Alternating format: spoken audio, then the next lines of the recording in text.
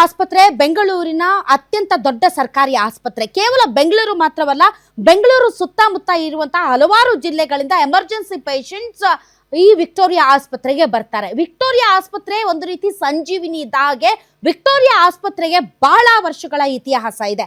ಇಂತಹ ವಿಕ್ಟೋರಿಯಾ ಆಸ್ಪತ್ರೆಯಲ್ಲಿ ನಡೀತಾ ಇರುವಂತಹ ಸುಲಿಗೆ, ಇಂತಹ ವಿಕ್ಟೋರಿಯಾ ಆಸ್ಪತ್ರೆಯಲ್ಲಿ ನಡೀತಾ ಇರುವಂತಹ ದುರಾಡಳಿತ, ಇಂತಹ ವಿಕ್ಟೋರಿಯಾ ಆಸ್ಪತ್ರೆಯಲ್ಲಿ ನಡೀತಾ ಇರುವಂತಹ ಬೆಡ್ ಬ್ಲಾಕಿಂಗ್ ಸೇರಿದಂತೆ ಸ್ಕ್ಯಾನರ್ ಸ್ಕ್ಯಾಮ್ ಇವತ್ತು ರಾಜ್ಯಾದ್ಯಂತ ಚರ್ಚೆ ಆಗ್ತಾ ಇದೆ. ಈ ವಿಕ್ಟೋರಿಯಾ ಆಸ್ಪತ್ರೆಯಲ್ಲಿ ನಡೀತಾ ಇರುವಂತಹ ದುರಾಡಳಿತದ ಬಗ್ಗೆ ಆಗಾಗ್ಗೆ ಹಲವಾರು ಮಾಧ್ಯಮಗಳು ಮತ್ತು ಪೇಪರ್ಸ್ಗಳಲ್ಲಿ ಎಷ್ಟೇ ಸ್ಟೋರೀಸ್ ಬಂದರೂ ಆರೋಗ್ಯ ಸಚಿವರಾಗಿರ್ಬೋದು ಅಥವಾ ಅಲ್ಲಿರುವ ಆಡಳಿತಾಧಿಕಾರಿಗಳಾಗಿರ್ಬೋದು ತಲೆ ಕೆಡಿಸಿಕೊಳ್ಳೋದೇ ಇಲ್ಲ.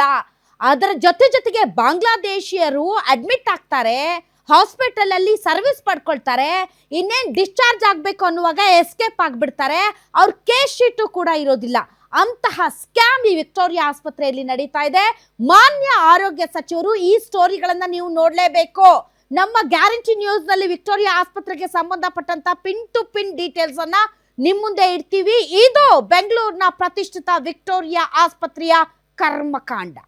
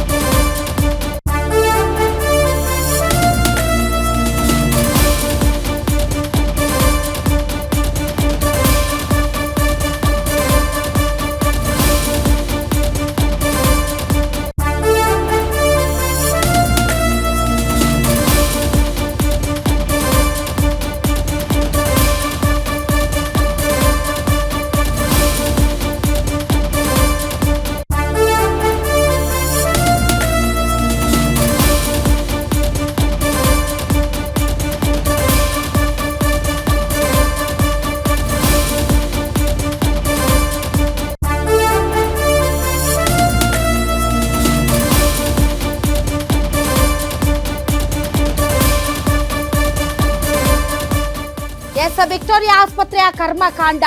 ವಿಕ್ಟೋರಿಯಾ ಆಸ್ಪತ್ರೆ ಬೆಂಗಳೂರಿನ ಅತ್ಯಂತ ದೊಡ್ಡ ಸರ್ಕಾರಿ ಆಸ್ಪತ್ರೆ ಮತ್ತು ಸಂಶೋಧನಾ ಕೇಂದ್ರ. ಅತಿ ಹೆಚ್ಚು ಬಡವರೇ ಈ ಆಸ್ಪತ್ರೆಗೆ ಬರೋದು.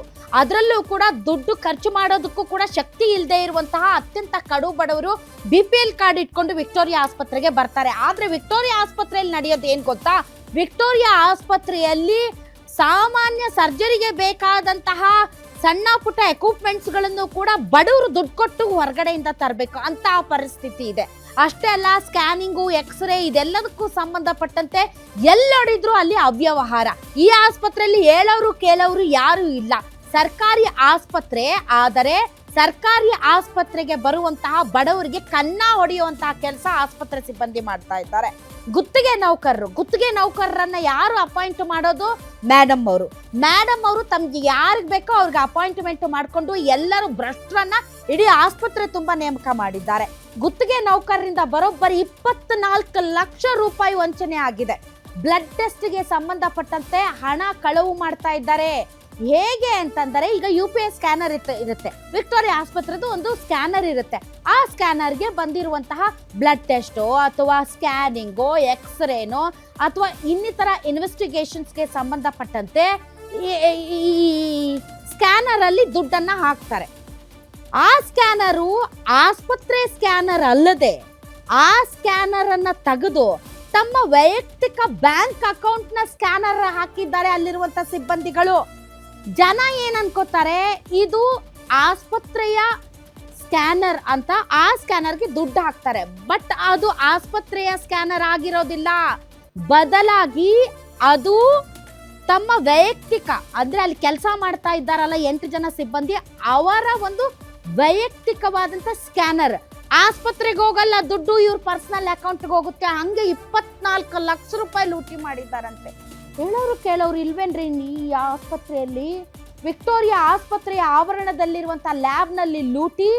ಲ್ಯಾಬ್ ಸಿಬ್ಬಂದಿ ಪ್ರೀತಿ, ಶಿಯಾ ಪುನೀತ್, ಸಲ್ಮಾ, ಸತ್ಯ, ಶಶಿಕಲಾ, ಲಕ್ಷ್ಮಿ, ಕಾಂತಮ್ಮ ಹಾಗೂ ದರ್ಶನ್ ಸರ್ಕಾರಿ ಖಾತೆಗೆ ಡೆಪಾಸಿಟ್ ಮಾಡದೆ ತಮ್ಮ ವೈಯಕ್ತಿಕ ಖಾತೆಗೆ ದುಡ್ಡನ್ನ ಹಾಕಿಸ್ಕೊಂಡಿದ್ದಾರೆ. ವಿಕ್ಟೋರಿಯಾ ಆಸ್ಪತ್ರೆ ಮೆಡಿಕಲ್ ಸೂಪರಿಂಟೆಂಡೆಂಟ್ ಡಾಕ್ಟರ್ ದೀಪಕ್ ಅವರು ವಿವಿಪುರಂ ಪೊಲೀಸ್ ಠಾಣೆಗೆ ಪ್ರಕರಣ ದಾಖಲು ಮಾಡಿದ್ದಾರೆ. ಈಗ ಪ್ರತಿಪಕ್ಷಗಳು ಇದನ್ನೇ ಹಿಡ್ಕೊಂಡು ಕೂತಿದ್ದಾವೆ. ಅಲ್ಲ, ಕಳೆದ ಬಾರಿ ಬಿಜೆಪಿ ಸರ್ಕಾರ ಇದ್ದಾಗ ಪೇಸಿಎಂ ಅಂತ ಇದ್ರಲ್ಲ ನೀವು, ಈಗ ವಿಕ್ಟೋರಿಯಾ ಆಸ್ಪತ್ರೆಯಲ್ಲಿ ಹಿರಿಯಕ್ಕನ್ ಚಾಳಿ ಮನೆ ಮಂದಿಗೆ ಅಂತ ಸಿಬ್ಬಂದಿಗಳೇ ವೈಯಕ್ತಿಕ ಖಾತೆಗೆ ದುಡ್ಡು ಹಾಕೊಳ್ತಾ ಇದ್ದಾರೆ. ಆ ಲೆವೆಲ್ಗೆ ಗಬ್ಬೆದ್ದು ಹೋಗಿದೆ ವಿಕ್ಟೋರಿಯಾ ಆಸ್ಪತ್ರೆಯ ಆಡಳಿತ ಅಂತಂದ್ರೆ ನಿಜಕ್ಕೂ ಕೂಡ ಆಶ್ಚರ್ಯ ಆಗುತ್ತೆ. ಅಲ್ಲಿಗೆ ಬರೋರು ಇದು ಸಂಜೀವಿನಿ ಅಂತ ಬರ್ತಾರೆ, ಆದ್ರೆ ಇಲ್ಲಿ ದುಡ್ಡೊಡೆಯೋ ಕೆಲಸ ಇಷ್ಟು ವ್ಯವಸ್ಥಿತವಾಗಿ ನಡೀತಾ ಇದೆ ಮತ್ತು ಇದ್ರ ಬಗ್ಗೆ ಯಾರಿಗೂ ಗೊತ್ತೇ ಇಲ್ಲ ಅಂತಂದ್ರೆ ಯಾವ ಲೆವೆಲ್ಗೆ ಹದಗೆಟ್ಟಿದೆ ಈ ವಿಕ್ಟೋರಿಯಾ ಆಸ್ಪತ್ರೆಯ ಆಡಳಿತ ಅನ್ನೋದು ಗೊತ್ತಾಗುತ್ತೆ. ಇನ್ನೂ ಇದೆ ಈ ಕರ್ಮಕಾಂಡ. ವಿಕ್ಟೋರಿಯಾ ಆಸ್ಪತ್ರೆಯ ಕರ್ಮಕಾಂಡ ಒಂದೆರಡಲ್ಲ. ಇನ್ನೊಂದು ಬ್ರೇಕಿಂಗ್ ನ್ಯೂಸ್ ಇದೆ ಆ ಕರ್ಮಕಾಂಡಕ್ಕೆ ಸಂಬಂಧಪಟ್ಟಂತೆ. ಎಕ್ಸ್ರೇ ಮಾಡಕ್ಕೆ ಇವರೇ ಬೇಕು, ಕಾರ್ಡಿಯಾಕ್ ಕೇರ್ ಮಾಡೋದಕ್ಕೂ ಇವರೇ ಬೇಕು, ಕಣ್ಣು ಚಿಕಿತ್ಸೆಗೂ ಇವ್ರ ಸಹಾಯ ಬೇಕೇ ಬೇಕು. ಆದ್ರೆ ಇವ್ರಿಗೆ ಮಾತ್ರ ಸ್ಟೆಫಂಡ್ ಕೊಡೋದಕ್ಕೆ ಸರ್ಕಾರದ ಬಳಿ ಹಣ ಇಲ್ಲ. ಪುಕ್ಸಟ್ಟೆ ದುಡಿಸ್ಕೊಳ್ತಾರೆ, ಆದರೆ ದುಡ್ಡು ಮಾತ್ರ ಯಾರು ಬೇಕೋ ಎಲ್ಲ ಚೆನ್ನಾಗಿ ಹೊಡಿತಾರೆ.